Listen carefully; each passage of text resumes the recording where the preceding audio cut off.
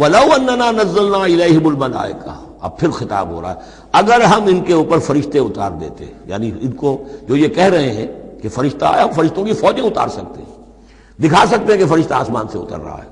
وَكَلَّمَهُمُ الْمَوْتَىٰ، اور خواہ ان سے موت مردہ جو ہے قبروں سے نکل نکل کر بات کرتے ہیں۔ وَحَشَرْنَا عَلَيْهِمْ كُلَّ شَيْءٍ قُبُلًا، اور ہر چیز ہم لا کر ان کے سامنے رو در رو کر دیتے، جمع کر دیتے۔ مَا كَانُوا لِيُؤْمِنُوا إِلَّا أَن يَشَاءَ اللَّهُ، تب بھی یہ نہیں ہے ایمان لانے والے الا یہ کہ اللہ چاہے۔ تو اللہ چاہے اور کسی کے اندر اس کی اگر طلب ہے تو اللہ تعالیٰ ان معجزوں کے بغیر بھی لوگوں کی آنکھیں کھول رہا ہے۔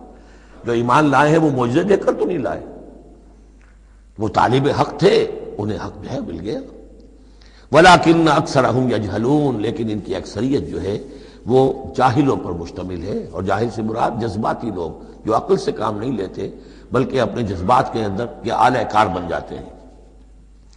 اگلی آیت جو ہے یہ بھی بہت اہم ہے، ایک فلسفہ دین کے اعتبار سے، بلکہ فلسفہ تحریک، دعوت و تحریک کے اعتبار سے بہت اہم ہے۔ وَكَذَلِكَ جَعَلْنَا لِكُلِّ نَبِيٍّ عَدُوًّا شَيَاطِينَ الْإِنسِ وَالْجِنِّ، اور اسی طرح ہم نے ہر نبی کے دشمن بنا دیے انسانوں اور جنوں میں سے شیطان، ہم نے بنا دیے۔ سوچئے، غور کیجئے، نبی کے لیے تو مدد چاہیے تھی، کیوں شیطان اٹھا دیا اللہ نے ان کے خلاف؟ اس کا فلسفہ بیان ہو رہا ہے۔ اگر کشاکش حق و باطل نہ ہو تو تمیز کیسے ہوگی کون واقعی حق پرست ہے اور کون ایسا ہی، کون واقعی محبت کرتا ہے اللہ سے اور کون دودھ پینے والا مجنوں ہے، وہ نام کا ہی صرف محبت کر رہا اور ایمان کیسے پتہ چلتا؟ یہ تو آزمائش کے لیے ہے دنیا بنائی گئی ہے۔ اگر شر کا وجود ہی نہ ہو، خیر ہی خیر ہو، تو آزمائش کہاں ہوگی؟ لہذا تو ہم کرتے ہیں خود۔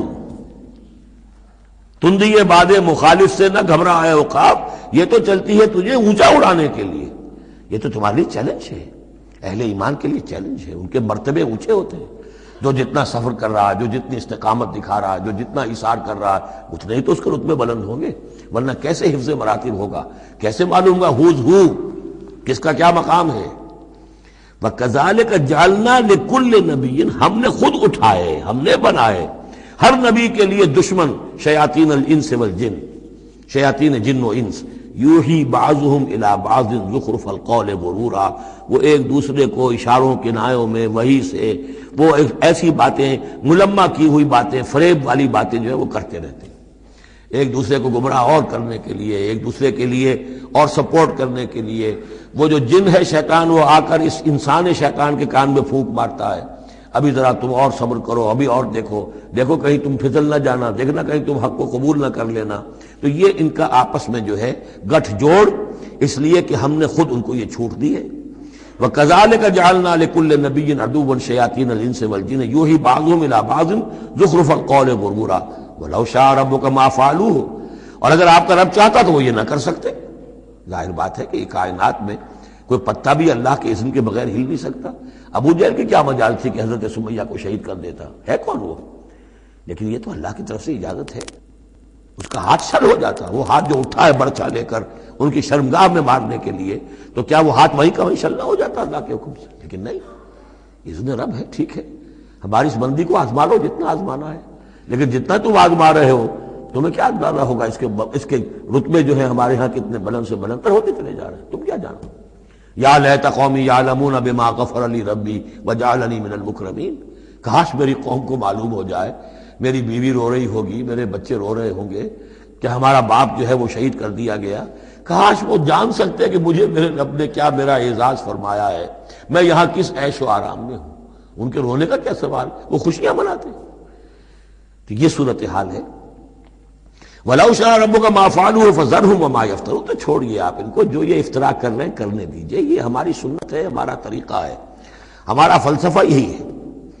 وَلِتَصْغَىٰ إِلَيْهِ أَفْئِدَةُ الَّذِينَ لَا يُؤْمِنُونَ بِالْآخِرَةِ وَلِيَرْضَوْهُ وَلِيَقْتَرِفُوا مَا هُمْ مُقْتَرِفُونَ، تاکہ مائل ہو جائیں ان کی طرف ان لوگوں کے دل جو آخرت پر ایمان نہیں رکھتے۔ یہاں دیکھیے اصل میں کیا بات ہے کہ جیسے الیکٹروسس ہوتا ہے، پانی کو الیکٹرولسس جب ہوتا ہے، ایک پازیٹیو ایک نیگیٹو، اب وہ جو آئنز ہیں وہ ادھر ادھر ہو جائیں گے۔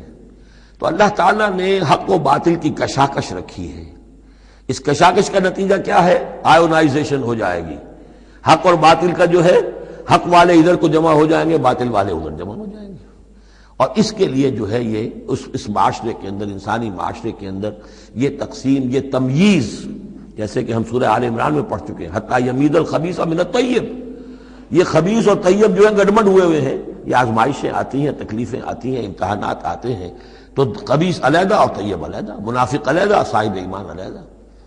تو فرمایا لِتَصْغَىٰ إِلَيْهِ أَفْئِدَةُ الَّذِينَ لَا يُؤْمِنُونَ بِالْآخِرَةِ، تاکہ اس کی طرف، ان شیاطین جن و انس کی جو باتیں ہیں پھیلائی ہوئی، ان کی طرف متوجہ ہو جائیں، مائل ہو جائیں ان لوگوں کے دل جو آخرت پر ایمان نہیں رکھتے، وَلِيَرْضَوْهُ، اور تاکہ وہ اس کو پسند بھی کریں، اور پھر وہ جو بھی اپنے برے اعمال کا جو انبار جمع کرنا چاہتے ہیں جمع کر لیں، وَلِيَقْتَرِفُوا مَا هُمْ مُقْتَرِفُونَ أَفَغَيْرَ اللَّهِ أَبْتَغِي حَكَمًا، پھر وہی سوال اسی طرح میں نے کہا تھا، سرچنگ کویسچن، کیا تم چاہتے ہو میں اللہ کے سوا کسی کو حکم بناؤں اپنا؟ اب پس منظر میں وہ ہے کہ اللہ کو مانتے تھے، تم کیا چاہتے ہو؟ جسے تم مانتے ہو میں نے تو اس کو اپنا رب بنایا ہے، بس باقی جو تم نے گھڑ لیے ہیں اس کے لیے کوئی سند ہو تو پیش کر دو، تو میں کسی اور کو ماننے کو تیار نہیں۔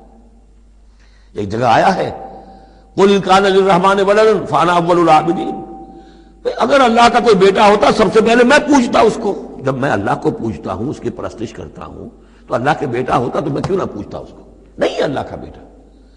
یہ ہے در حقیقت قرآن مجید کا انداز سمجھانے کا، بڑا فطری، اس میں منطق کم اور جذبات سے اپیل ہے، دروں بینی انٹراسپیکشن کی طرف دعوت ہے۔ اپنے دل میں جھانکو، ذرا غور کرو، اپنے گریبان میں منہ ڈالو، سوچو، غور کرو، تمہیں خود یہ حقیقتیں جو ہے نظر آ جائیں گی۔ افغیر اللہ ابتغی حکما، تو کیا میں اللہ کے سوا کسی اور کو اپنا منصف اور حکم بنا لوں؟ وَهُوَ الَّذِي أَنزَلَ إِلَيْكُمُ الْكِتَابَ مُفَصَّلًا، جبکہ وہ تو وہ ہے کہ جس نے تمہاری طرف ایک بڑی مفصل کتاب نازل کر دی ہے، کتنی واضح کتاب نازل کر دی ہے۔ وَالَّذِينَ آتَيْنَاهُمُ الْكِتَابَ يَعْلَمُونَ أَنَّهُ مُنَزَّلٌ مِّن رَّبِّكَ، اور جنہیں ہم نے کتاب دی تھی پہلے وہ جانتے ہیں، دلوں میں جانتے ہیں، زبان سے مانے یا نہ مانے، کہ یہ منزل ہے، یہ نازل کی گئی ہے من ربک، آپ کے رب کی طرف سے اے نبی، بالحق، حق کے ساتھ، فلا تکونن من الممترین، تو ہرگز نہ ہو جانا شک کرنے والوں میں۔ وتمت کلمۃ ربک صدقا وعدلا، اور آپ کے رب کی بات تو سچائی اور عدل پر مبنی ہونے کے اعتبار سے درجہ تمام و کمال کو پہنچ چکی ہے۔ تمت کلمۃ ربک، تیرے رب کی بات پوری ہو چکی، مکمل ہو چکی۔ الیوم اکملت لکم دینکم واتممت علیکم نعمتی وتمت کلمۃ ربک صدقا وعدلا، اس کی ہر بات صداقت پر اور ہر بات اس کی عدل پر مبنی ہے، اور اس اعتبار سے وہ نقطہ کمال کو پہنچ چکی ہے۔ لا مبدل لکلماتہ، اس کی باتوں کا کوئی بدلنے والا نہیں۔ وہو السمیع العلیم، وہ سب کچھ سننے والا اور جاننے والا ہے۔ وَإِن تُطِعْ أَكْثَرَ مَن فِي الْأَرْضِ يُضِلُّوكَ عَن سَبِيلِ اللَّهِ، اور اگر تم پیروی کرو گے زمین میں بسنے والوں کی اکثریت کی، تو وہ تو تمہیں اللہ کے راستے سے لازماً گمراہ کر دے گی۔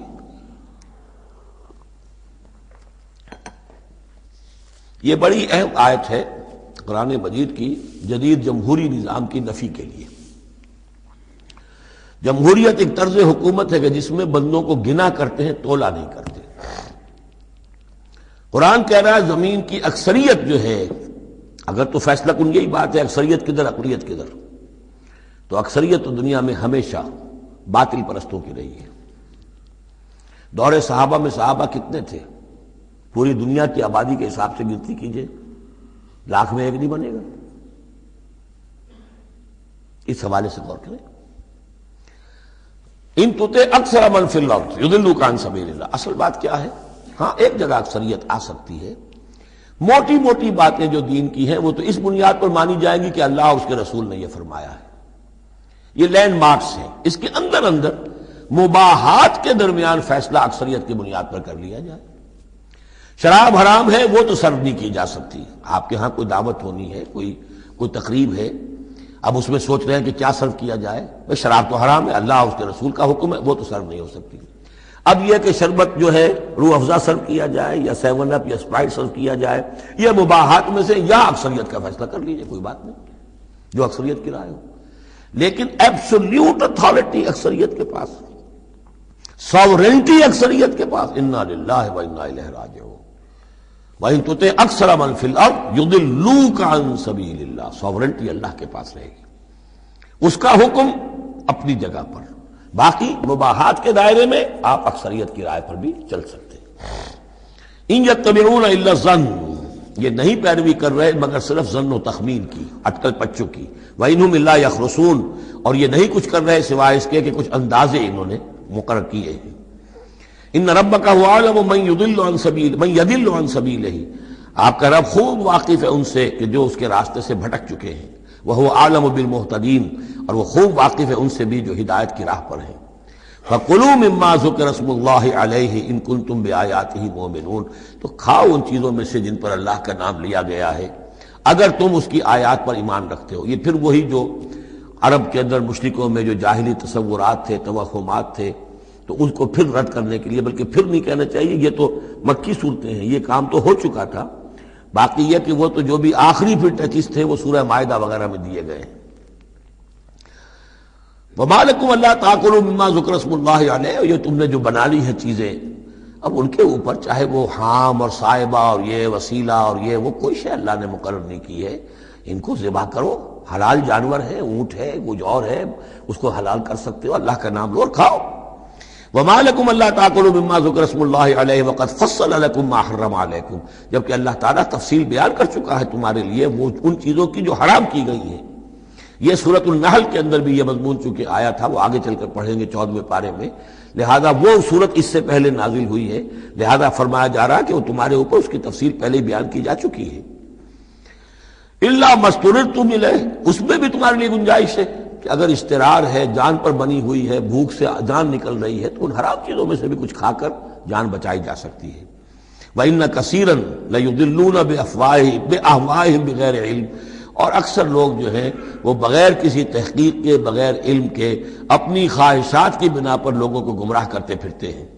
ان ربک هو اعلم بالمعتدین، اور یقیناً تیرا رب خوب جانتا ہے ان حد سے تجاوز کرنے والوں کو۔ وَذَرُوا ظَاهِرَ الْإِثْمِ وَبَاطِنَهُ، اور چھوڑ دو، تعلق منقطع کر لو ہر طرح کے گناہ سے، چاہے وہ کھلا ہو یا چھپا ہو۔ ان الذین یکسبون الاسم، یقیناً جو لوگ گناہ کماتے ہیں، سیجزون بما کانوا یقترفون، تو انہیں یقیناً بدلہ ملے گا اس کا جو وہ جمع کر رہے ہیں، جو کھتے بھر رہے ہیں برائیوں کے اور برے اعمال کے، ان کا پورا بدلہ ملے گا۔ ولا تاکلوا مما لم یذکر اسم اللہ علیہ، اور مت کھاؤ اس میں سے جس پر اللہ کا نام نہ لیا گیا ہو۔ یہ اصل میں ایک خاص چیز ہے جو آگے آئے گی آیت نمبر 138 میں، کہ ان کے اسی قسم کے توہمات میں سے بعض جانوروں پر وہ کہتے تھے اللہ کا نام لینا ہی نہیں ہے، اس کا خاص طور پر تذکرہ ہے، یہ عام نہیں ہے یہ آیت۔ ولا تاکلوا مما لم یذکر اسم اللہ علیہ، مت کھاؤ اس میں سے کہ جس پر اللہ کا نام نہیں لیا جاتا۔ وَإِنَّهُ لَفِسْقٌ، یقیناً وہ جو ہے وہ تو گناہ ہے اس کا کھانا۔ وَإِنَّ الشَّيَاطِينَ لَيُوحُونَ إِلَىٰ أَوْلِيَائِهِمْ لِيُجَادِلُوكُمْ، اور یہ شیاطین جو ہیں یہ اپنے دوستوں اور اپنے ساتھیوں کو وحی کرتے رہتے ہیں، پٹی پڑھاتے رہتے ہیں، وسوسہ اندازی کرتے رہتے ہیں تاکہ وہ تم سے جھگڑا کریں۔ وَإِنْ أَطَعْتُمُوهُمْ إِنَّكُمْ لَمُشْرِكُونَ، اگر تم ان کا کہنا مانو گے تو تم بھی مشرک ہو جاؤ گے۔ اب ایک بڑی پیاری بات وہ کہتے تھے، آپ کو بھی اچھی لگے گی، دیکھو جو اللہ نے مارا ہے خود مر گیا، وہ تو تم نے حرام کر دیا، جو خود مارتے ہو وہ حلال ہو گیا۔ بات اچھی لگے گی نا؟ جیسے انما البیع مثل الربا، بیع بھی تو ربا کی طرح ہے، اس میں بھی نفع ہوتا ہے، اس میں بھی نفع ہوتا ہے۔ 10 لاکھ کسی کو دیے، 4,000 روپے ماہانہ لے رہے ہیں، جائز ہے۔ 10 لاکھ کا مکان کسی کو کرائے پر دیا، 4,000 روپے ماہانہ لے رہے ہیں، ناجائز۔ یہ جائز ہے اور وہ ناجائز ہے اگر نقد لے رہے ہیں۔ تو یہ جو اشکالات ہوتے ہیں بظاہر جو ہیں بڑے دل نشین، تو اسی طریقے سے یہ کہ اللہ کا مارا ہوا ہے، یہ اللہ نے مارا، یہ مر گیا اپنی موت، اس اللہ نے مارا، یہ تو حرام ہے، اور تم جسے مارو، جسے ذبح کرو وہ حلال ہے۔ اب یہ بات جو ہے، لیکن یہ کہ تم یہ مجادلہ کریں گے تم سے، یہ ذلیل بازی کریں گے، یہ تمہارے سامنے جو ہے اس طرح کی حرکتیں کریں گے، لیکن تم چھوڑو انہیں، دفع کرو۔